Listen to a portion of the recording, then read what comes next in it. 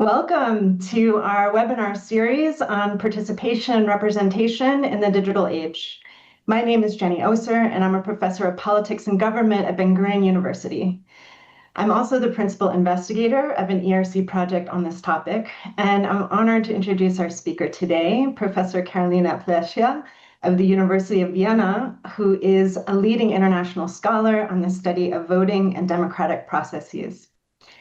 Carolina's talk will give us a preview of her forthcoming book with Oxford University Press on the meanings of voting for citizens, which is one of the scholarly contributions of her ERC project on this topic. This book is scheduled to be published even next week, so we're very grateful that Carolina was willing to share with our class members the chapters that she plans to focus on today so that we could prepare questions in advance. To make the most of this time, here's how we'll run this webinar. First, Carolina will speak for about a half hour. Second, I'll introduce our course panelists who prepared questions in advance about the book. And third, we'll select questions that participants submit to us in the Q&A submission form that I'll copy into the chat. So during the talk, we welcome you. Send your questions through this form for the panelists' review. A final technical note that I'll also drop in the chat, if you'd like to see a written transcript during the webinar, we've enabled this feature, and you can activate it by clicking on your Zoom screen's bottom right option labeled More, and then click on Transcript. Thank you for joining us, and Carolina, the floor is yours. Thank you, Jennifer, and good afternoon, everyone. And thank you, Jennifer, specifically for the invitation to contribute to this exciting webinar series, and it's a great pleasure to be able to talk to you today, especially because the book is forthcoming next week, so I'm also very excited.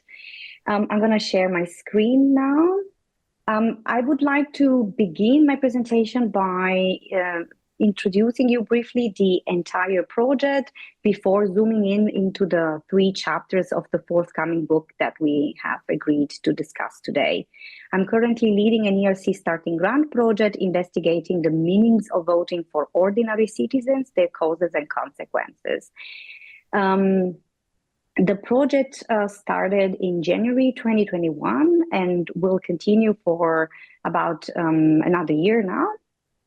And the main aims of the project is to understand what the term voting means for ordinary citizens, understand the causes and consequences, besides studying the variation of these meanings across both liberal democracies and electoral autocracies. By electoral autocracies, I mean countries that do have elections. Elections are partly free, but these countries do not classify as full liberal democracies because there are some issues with media freedom or the opportunity for opposition parties to fully participate into the political competition. I'm not alone in this journey, but I have an exceptional team working with me, and I encourage you to also take a look at the website, which you see on the screen, if you want to know more about my team and all the other aspects of the project.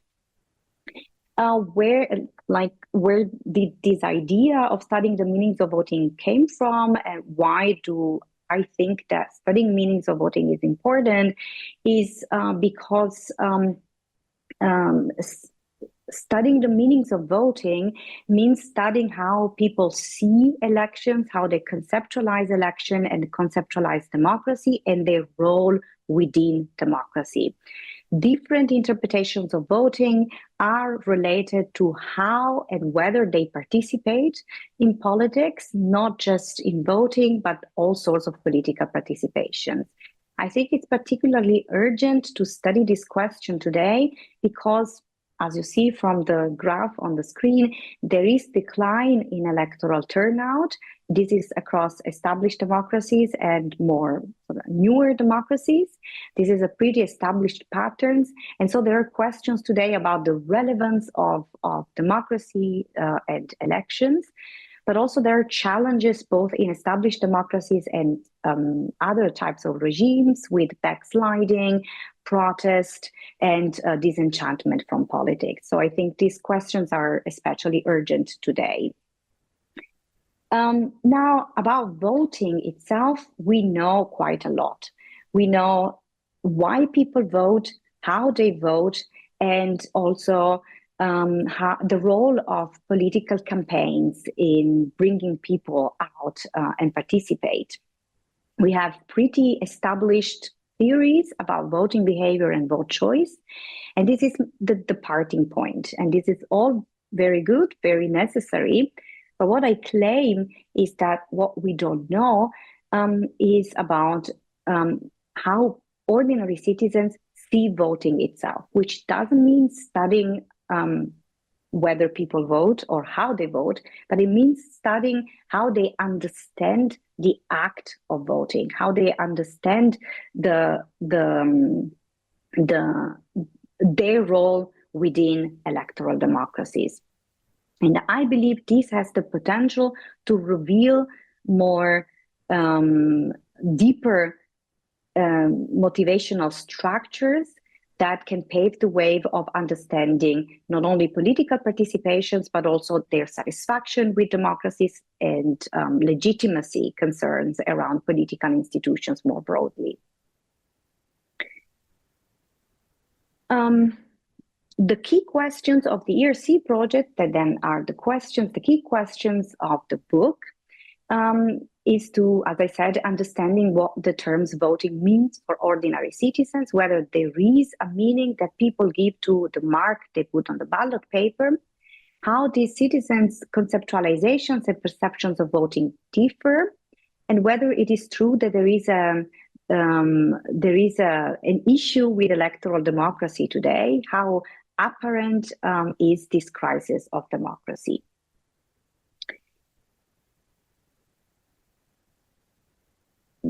In the project, and this is basically the empirical evidence we used in the book as well, we asked this question, what does voting mean to you, in 13 countries, covering 15 languages. Countries span Africa, Europe, Americas, and Oceanias. So we covered Australia, Brazil, Colombia, Estonia, Hungary, Italy, Kenya, Nigeria, Serbia, Sweden, Tunisia, Turkey, and the United States. This is a large set of countries, but also very diverse, and that's exactly what we wanted to do. We took countries that had elections during the period of the project, and went into the field where it was safe and sound to ask questions about voting meanings. Just with the open-ended question, we collected nearly 1 million words. This is the evidence collected via the open-ended questions. What does voting mean to you? We also used a close-ended questions where we had a series of items about the meanings of voting that was based on the current literature. Items, so examples of items were how much do you agree that voting is a duty? How much do you agree that voting is a social act? How much do you agree that voting is a pleasant activity or is unpleasant activities, etc. From the open-ended questions, we analyzed them both inductively using topic modeling, but also deductively. We created a code book based on the existing literature before gathering the data, and then we did manual coding. This was pre-AI. Things would have been different nowadays, but we did about 2 years of manual coding. Just to give you a sense of the answers we got from the open-ended question, here are some examples. As you can see, some answers were long, some answers were rather short, some were expected, like is a patriotic duty, democracy, political elections. Some were, I would say, surprising or less expected. For example, we got a lot like this answer, sausages. Can you guess where, so in which country we got this answer? Isn't it Australia? They have freedom sausages or something like that. Yeah, very good. I didn't know about that. This was for me, one of the perhaps the most surprising answers in the open-ended question. And I indeed discovered that Australia has a very strong cultural tradition of democracy sausages at the Australian polling stations. This is very unique Australian practice where community groups set up barbecues selling sausages outside the voting locations. And from these type of answers, we so became very clear that there are embedded electoral experiences in citizens' mind that have an immediate associations with the act of voting itself.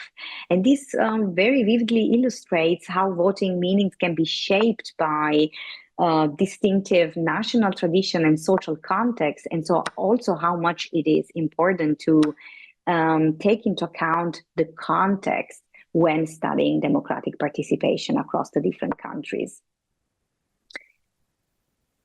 Let's turn in specifically to the book. And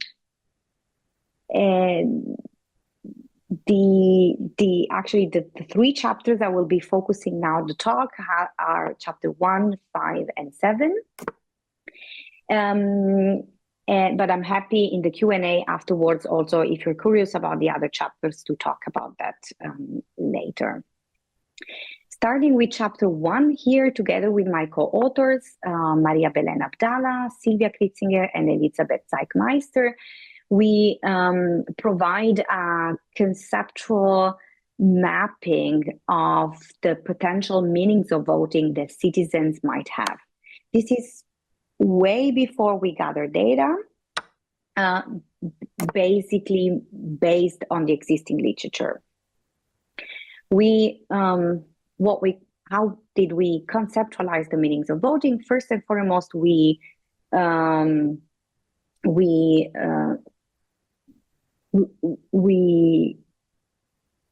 conceptualize in this way. We start that there is the possibility that people have no meaning, so that voting has no meaning for people, and that voting is an empty concept and an empty experience for them.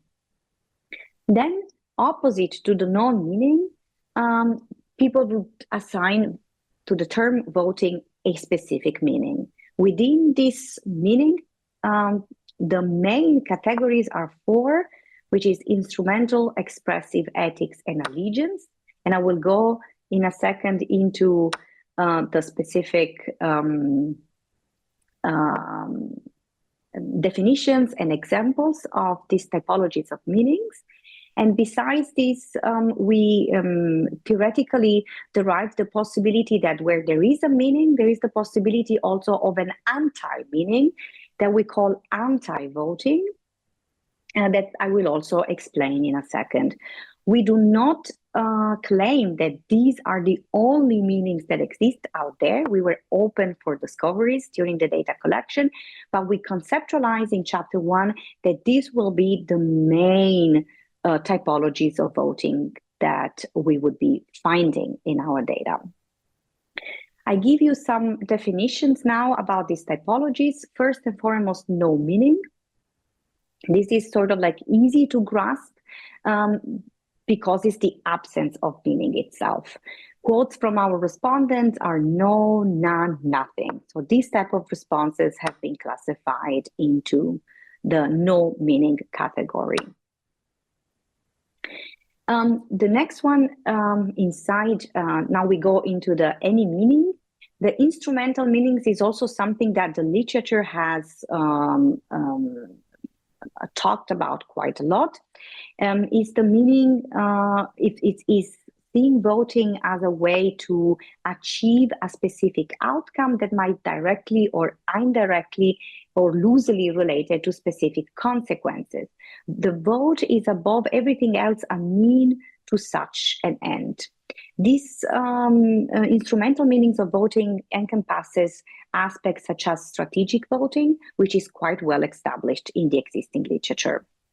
Quotes from our respondents that are classified into these instrumental meanings of voting are you see them on the slides, but is to achieve a specific government, to elect specific people, and to be clear, the valence can be both positive or negative for any kind of this meaning that you want to see a party in government, but you might also vote to not see a specific party in government, but it's still using your vote or seeing your vote to achieve achieving a specific outcome.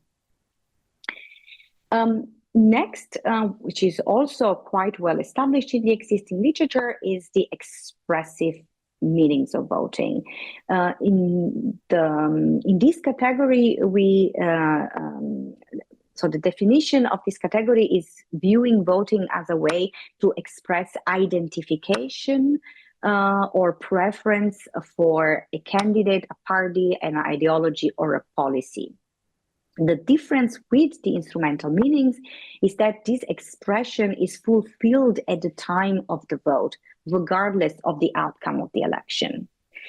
A very well-known category or type in this typology is that of partisanship, voting out of identity with a specific party or a specific ideological side.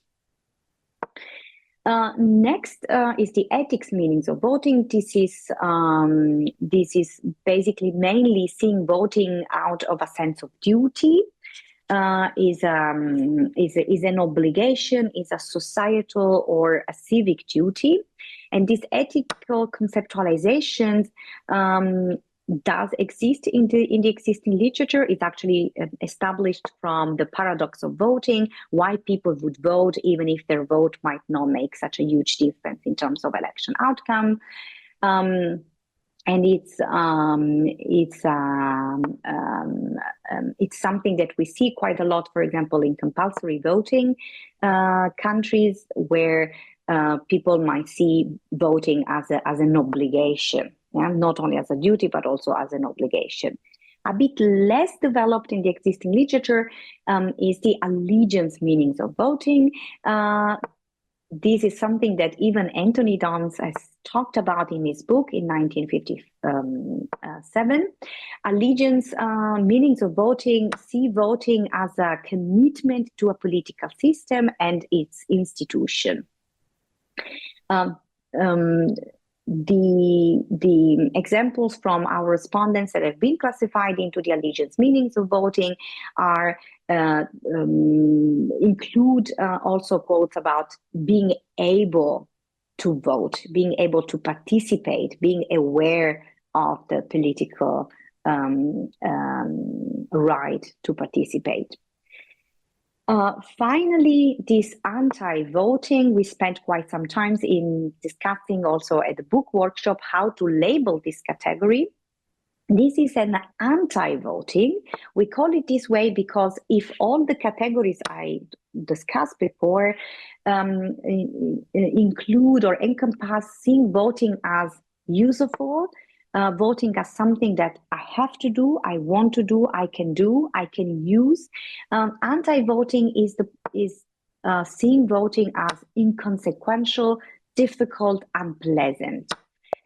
This is not just a negative valence, and it does not necessarily include protest voting, because even protest voting means seeing voting as a way to express something, something. So seeing in the protest voting, people still see voting as a way of expressing protest, expressing feelings, maybe rejection of the political class, but anti-voting is against voting itself. And the quote from our respondents you see on the slide: waste of time, nonsense, insignificant.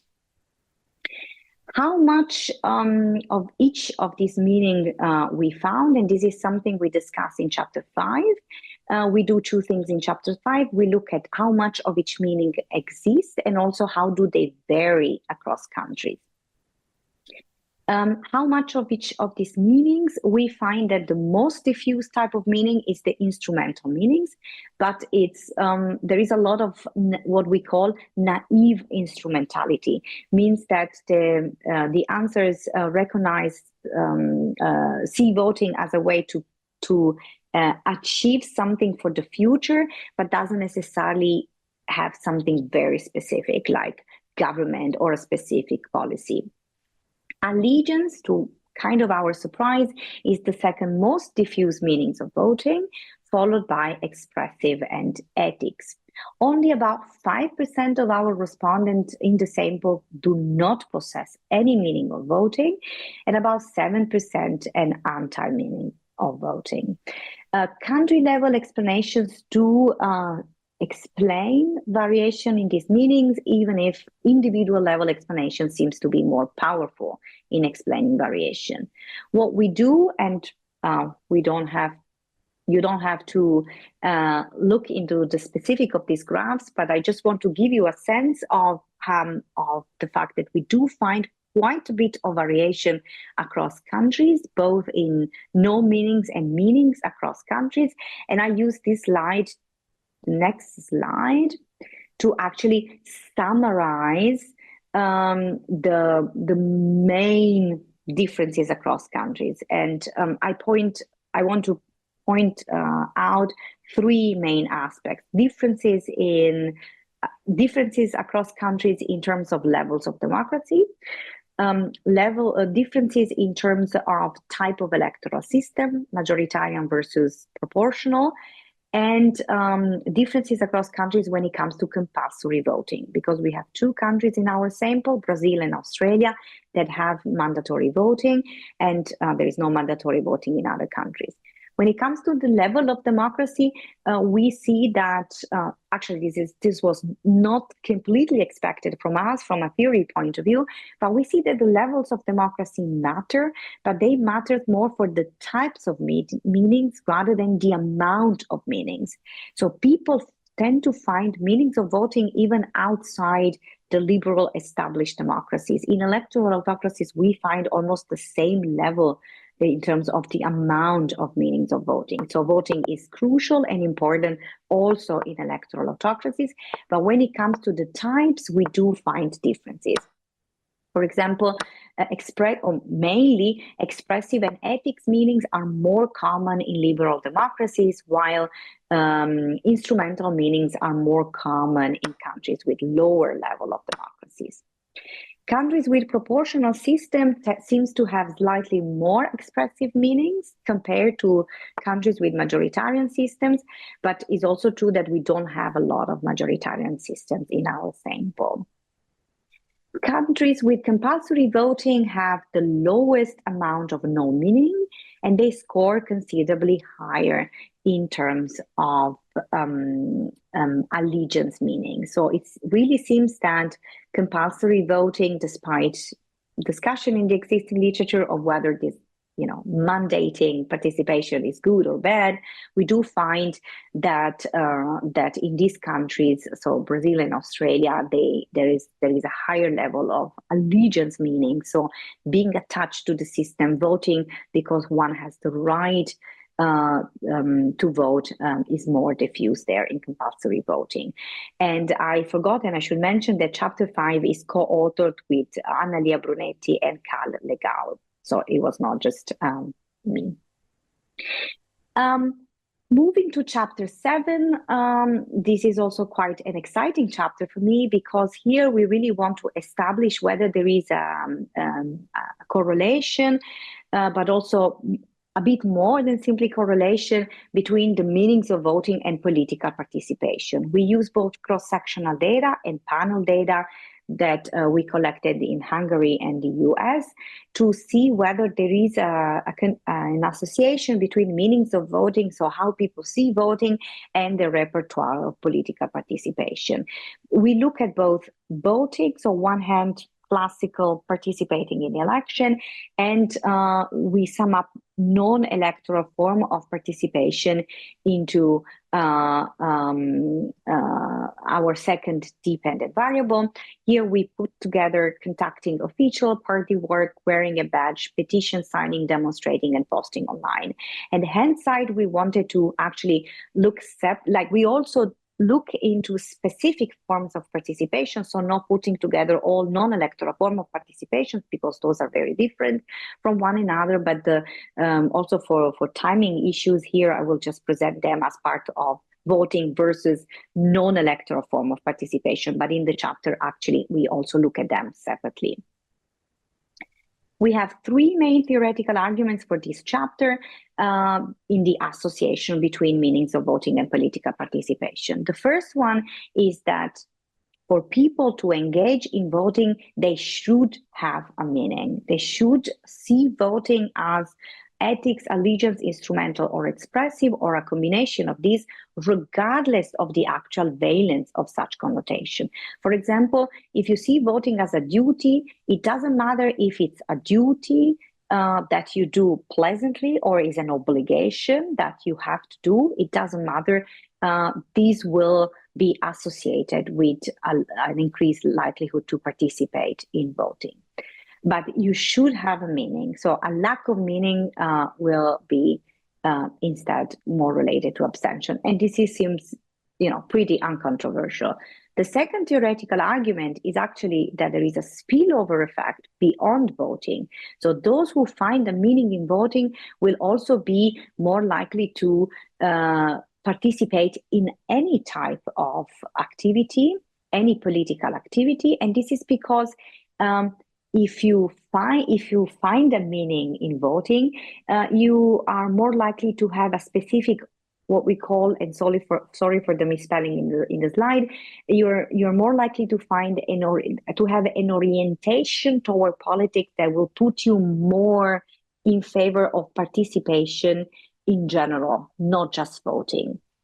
The third and final argument is that anti-meaning of voting will differ substantially from no meaning when it comes to participation, where no meaning essentially means abstention, not only from voting, but from any kind of political participation, but actually anti-voting, those with an anti-voting conceptualization will be more willing to still participate, but outside the electoral arena.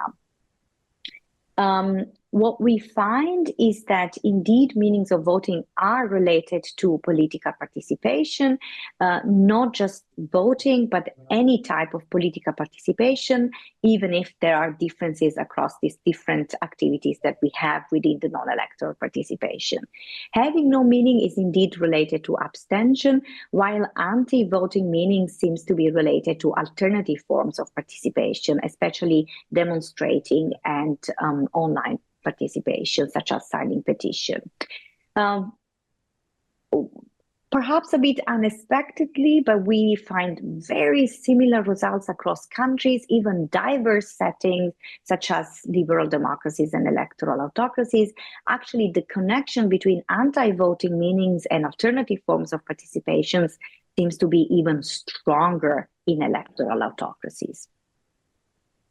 Carolina, about 3 more minutes. Yeah. Thank you. The main takeaways, not just of the book, but the entire project, I want to summarize those in 3 main aspects. The first one is that this focus on citizens via open-ended questions can really reveal the nuances of people understanding about institutions like voting that we won't be able otherwise to do if we were, for example, to just use closed-ended questions. Like this anti-voting meaning is something that, for example, myself as a scholar would have not come up with without or believed to be existence before looking into these open-ended answers. What we find is that people do not reject institutions like political participations, they reject actors. We do find a lot of dissatisfaction, but with specific actors, not with institutions of voting itself. Also, voting remains an abstract idea but a key for any form of political participation. This is, even if the project goes towards an end and we already have published a book, I consider this as a beginning, not an end. We have many papers using the empirical evidence collected during these years. Here is just a graph to give you some ideas about what we want to look at: election integrity, winner-loser gap, negative campaigning, etc. And if any of you is interested in knowing more, I'm more than happy to set up also individual meetings to discuss any of these further. Thanks a lot, and looking forward to your questions. Thanks, Carolina. So inspiring what you and your team have managed to produce so quickly and at such high quality. I'll now introduce our course panelists. We read the chapters carefully that you made available to us in advance. These course panelists will lead the Q&A with me. And a reminder to participants, we have a wonderful group of participants here. We have leading researchers on voting from Israel, from Poland, from around Europe, as well as wonderful students across all of the universities in Israel. So a reminder that you're welcome to submit questions for our panelists' consideration in the second round of Q&A. I'll again put that in the chat. For now, I'll introduce our first question from Tamir Lapidot, who is a first-year BA student in our department who also studies European studies. Tamir. Hello. So first of all, thank you for your lecture. I found it very interesting. Also, when I read part of chapter 5 and really tried to get into these subjects, I found them very interesting. So thank you for being here. So it seems useful to follow up with an overtime study to assess if meanings of voting change over time in the same countries where you conducted your research. And my question is, if you had an unlimited budget to conduct that kind of a study, what expectations would you like to test about the meanings of voting will change over time in different contexts and following different political events?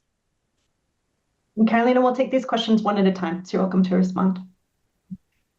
We did panel studies in 2 countries, Hungary and US. We did, however, what we cover is a relatively short time span. It's pre-election, and so 2 months before the election, right before the election, and right after the election. So it's a 3-wave panel.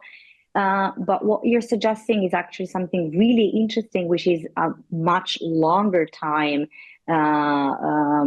study, which will allow us to follow up with respondent over a longer time, maybe a year or even more. And I think what would be really interesting from my perspective is to see whether critical events like political scandal, for example, might trigger a change in meanings of voting, especially for those which party has been involved into the scandal, but also opposition.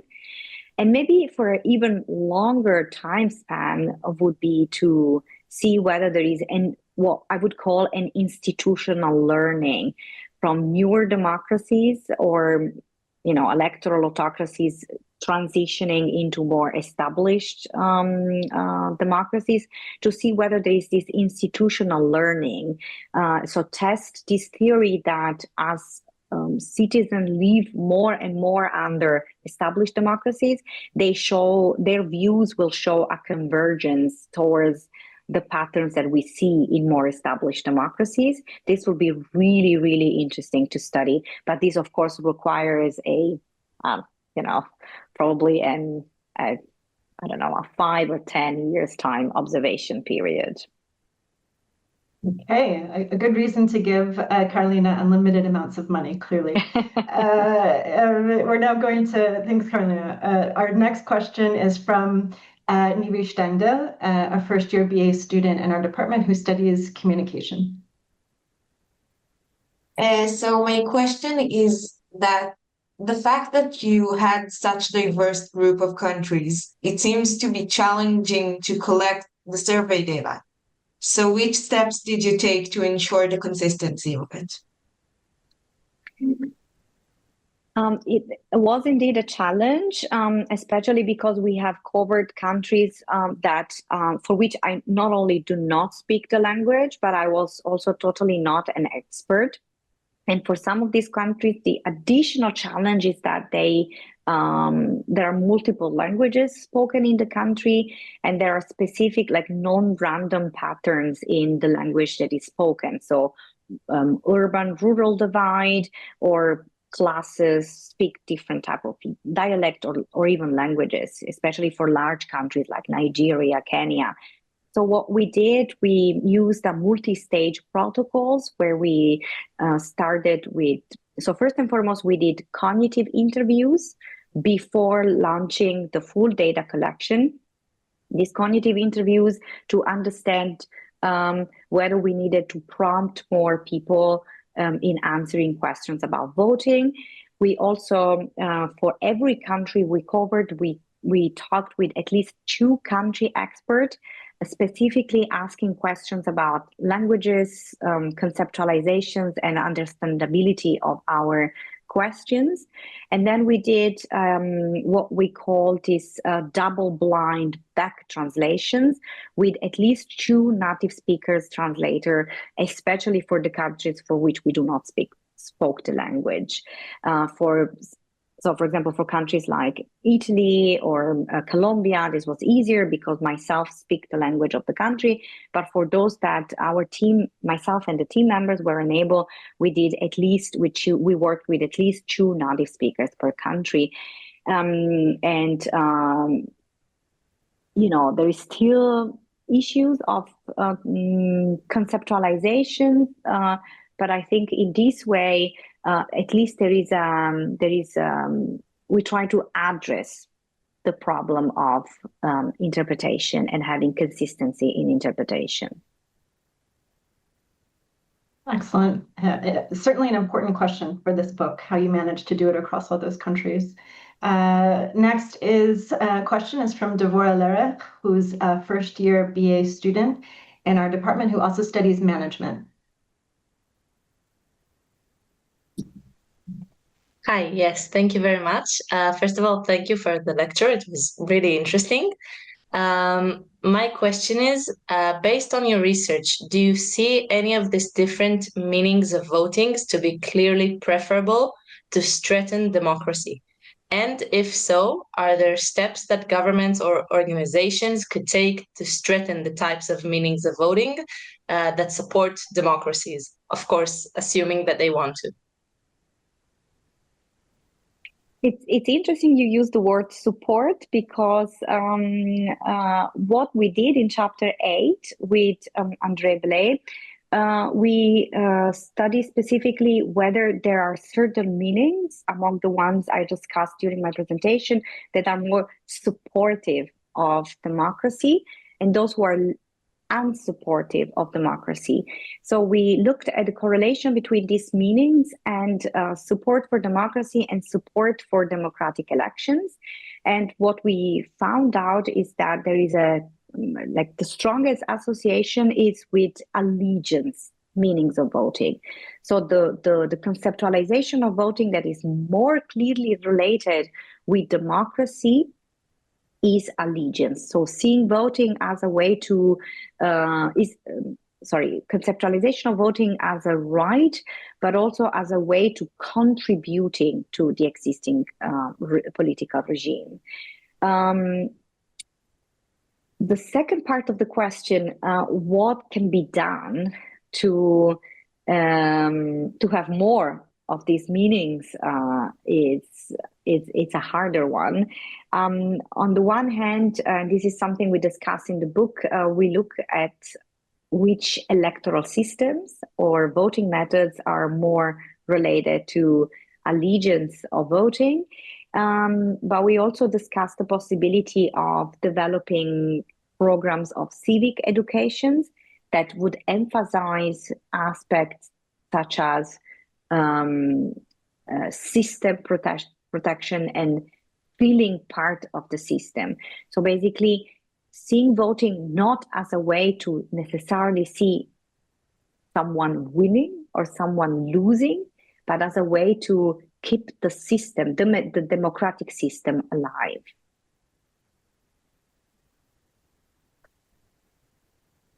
Excellent, thank you. We've now wrapped up our first round of questions generated from students in the class. We're in our round two, we'll also incorporate some questions asked by people who are joining us today live. I'm going to turn now to our first panelist asking this question from Amit Amir, who's a second-year BA student in our department who also studies communication. Amit. Hi there. So in the first chapter, you wrote that in the fourth chapter, you tested the possibility of using artificial intelligence to substitute the human coding way. And so I was wondering, what was the most interesting finding when you compared the human coding to what the artificial intelligence managed to do? And I'll interrupt to add here, we have a question that came in from a participant that builds on that a bit. So let's hear from Dr. Liran Harsgor from Haifa University, currently joining us from the UK. If you can unmute yourself and ask your question that relates to this one. Hey, Liran. Hi. Hi, can you hear me? Yeah. Okay, hi. Thanks so much. I think that it's a fascinating topic and I'm really intrigued by the results.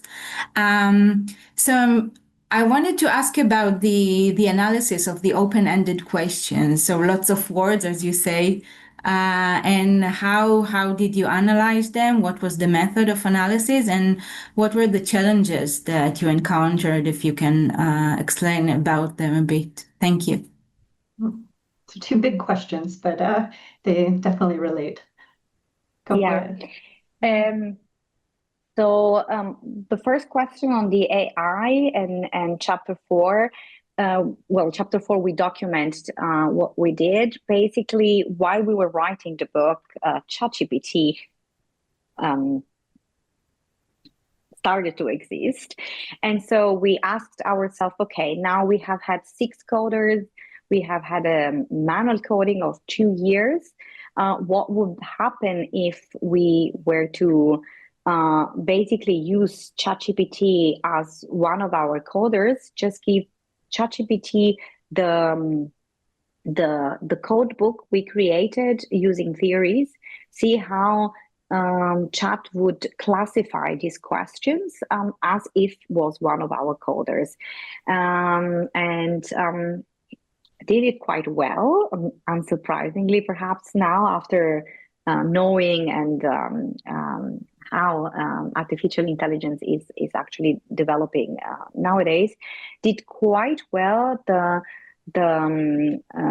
However, we observed differences across typologies of meanings of voting, like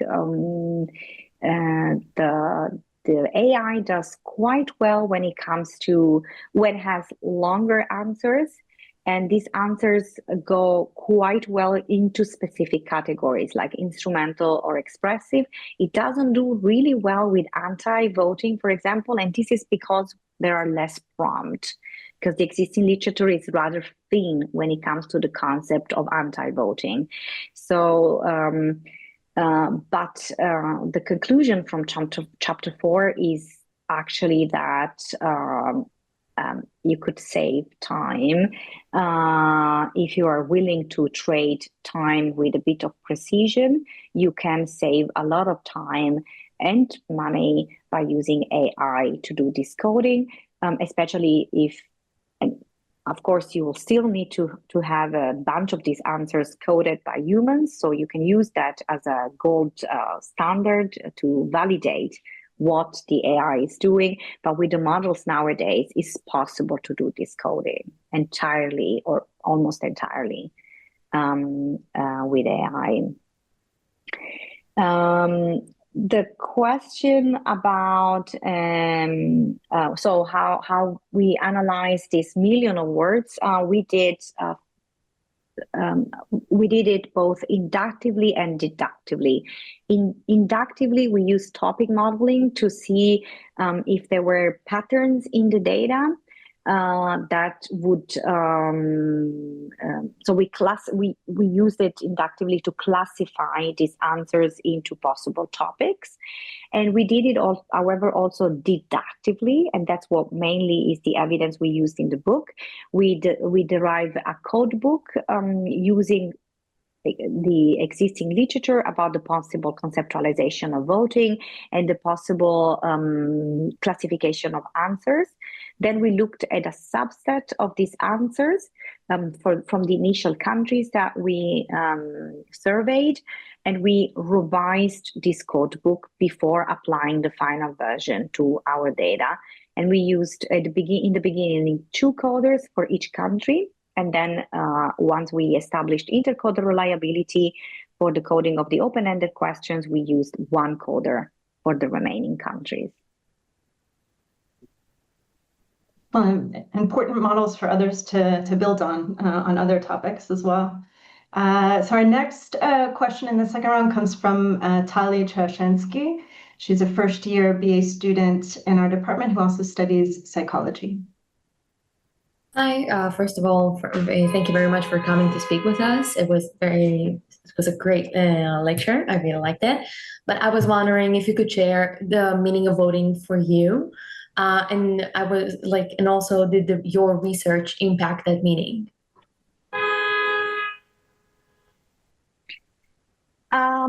Yeah, so it's interesting because I thought of myself always as a bit of a strategic voter. So like voting to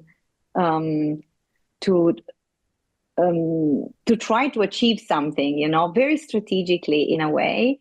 But I had myself a realization of actually how much more voting is, how much more nuanced voting can be, not only as a duty, but also as a way of being part of the community. And I felt it's much more rewarding to see voting beyond the specific election, but also being part of this group of people who vote. It impacted quite a lot on I wouldn't have had such a nuances perception of voting before embarking in this research. I have to be honest. Yeah. Mm-hmm. Excellent. Our next question from Rota Machlev. She's a first-year BA student in our department who also studies communication and speaks a bit to the broad scope of the project. Thank you. First of all, thank you. I wanted to ask, since your study made a big investment to study a very diverse group of countries, I'm curious to hear about the most unique or surprising differences that you identified in each of the country settings, and if were there like any outliers findings that really surprised you?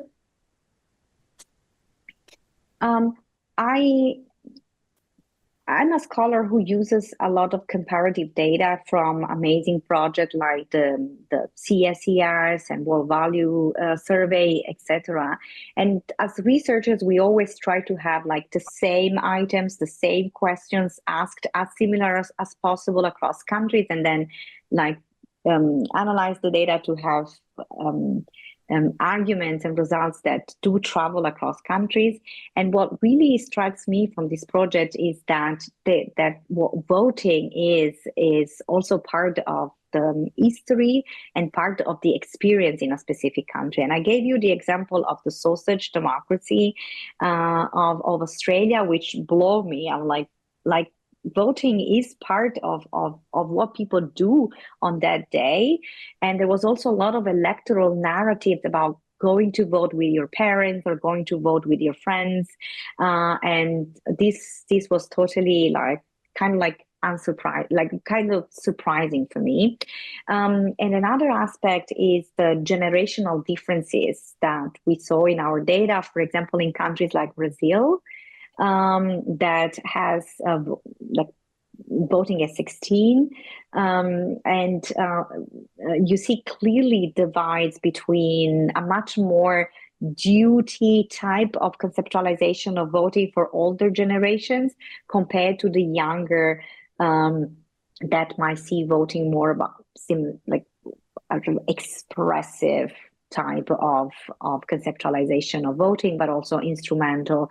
And I found that very interesting from a cross-national perspective, because we don't find similar differences in other countries.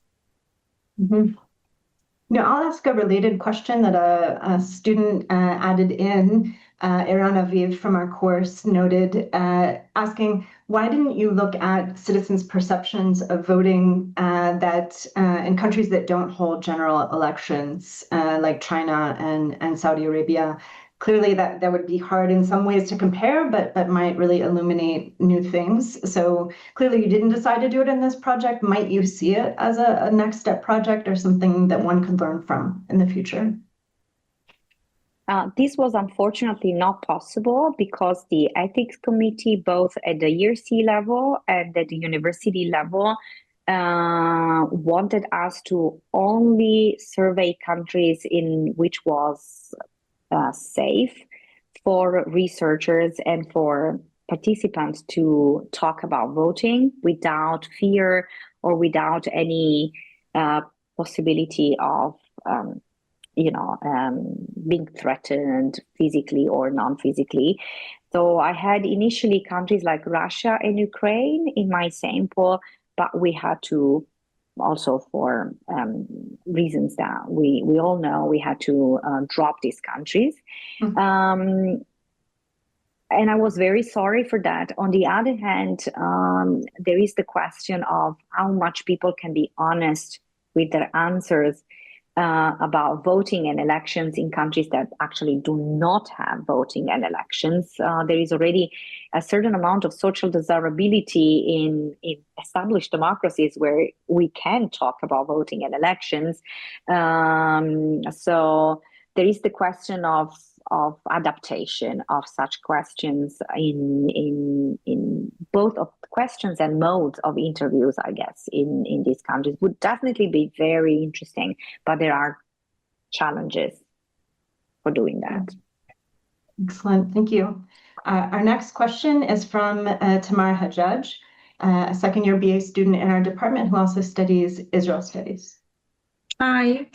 So my question is, how might your findings inform the design of voter education campaign or electoral reforms in countries facing democratic backsliding?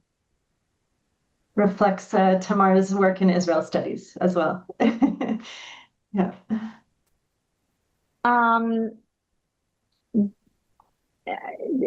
Specifically on get out to vote campaigns, I think the results of Chapter 8 in particular, but also Chapter 7, make it clear that the seeing voting as in terms of allegiance is the one that more strongly relates to turnout. So if we want people, especially younger generation, to participate electorally, messages about participation should specifically target idea around being part of the community, contributing to the community, and have your voice. I think this was probably the strongest results in terms of campaigns that might target electoral turnout. Mm-hmm. Great. Our next question we have from Noah Nadel, a first-year BA student who also studies communication.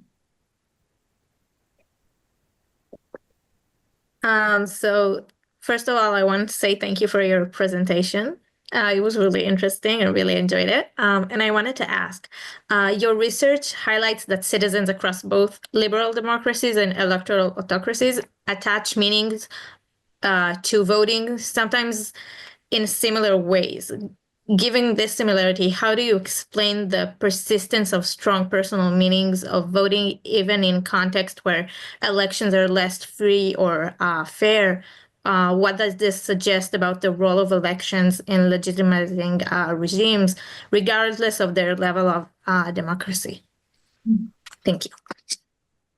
This was actually a very striking finding for me because I didn't expect voting to have a lot of meaning, if I can say, also in countries that are electoral autocracies.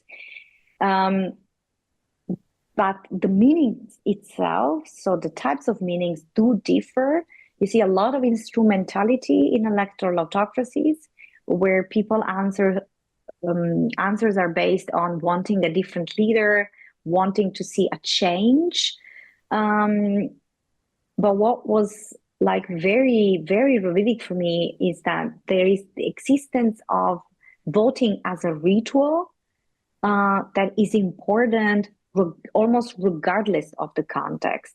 And something that I had a conversation in a workshop with someone very familiar with China as a context, doing research on communities in China, and even there, people seems to have an understanding that there is the possibility to have election, even if they don't have election. So I think democracy, voting are powerful concept that you find even in contexts where the experience is very different from established democracies. And it tells us that there is something in people's views of the political world that is beyond elite control, that I find very fascinating. Mm-hmm. Well, we'll return now in our final question to one of our panelists, Nivi Steindl, who has a question to bring us back to the Israeli context. Nivi. So during the phase of your presentation, when you talked about the meaning and the personal meaning of voting and the duty to vote, I thought about the period of many reoccurring elections we had in Israel recently. And many people lost the meaning of voting, lost their faith in the system. So I wanted to ask you, how do you think they can regain it? How can people believe again in the concept of voting? We're ending with an easy question. Yeah, I found very, very easy. No, not at all. What our findings clarify is that people in such type of situations might lose. So what people might lose is the meaning of voting in a specific election, in a specific moment, but not the meanings of voting in the abstract. So what, at least the evidence that we collected made clear is that there is a difference between how people see voting in the abstract and how people see voting in practice. If you ask, what does voting mean to you and what does voting mean to you in this specific election, the answers differ quite substantially. People tend to maintain tend to still give a significance to voting in the abstract, but they might lose meaning in specific election. Unlike if they continue to have election every year or twice a year, what is the purpose of continue to vote? But voting for them as an institution might still be very important, very significant. And the only way, as I see at least, is appealing to the importance of voting in the abstract, even when people are tired of being called at the polls every 6 months or so. Wow, thanks, Carlina, for the inspiring final question and answer here. Thanks also to our course panelists and to our participants for asking such excellent questions. You're all welcome to join the final webinar of our series. Our next and final webinar this semester is with Christopher Blasian on June 18th. from the University of Texas at Austin on the topic of democratic policy representation is really hard. So thanks to all, and see you then.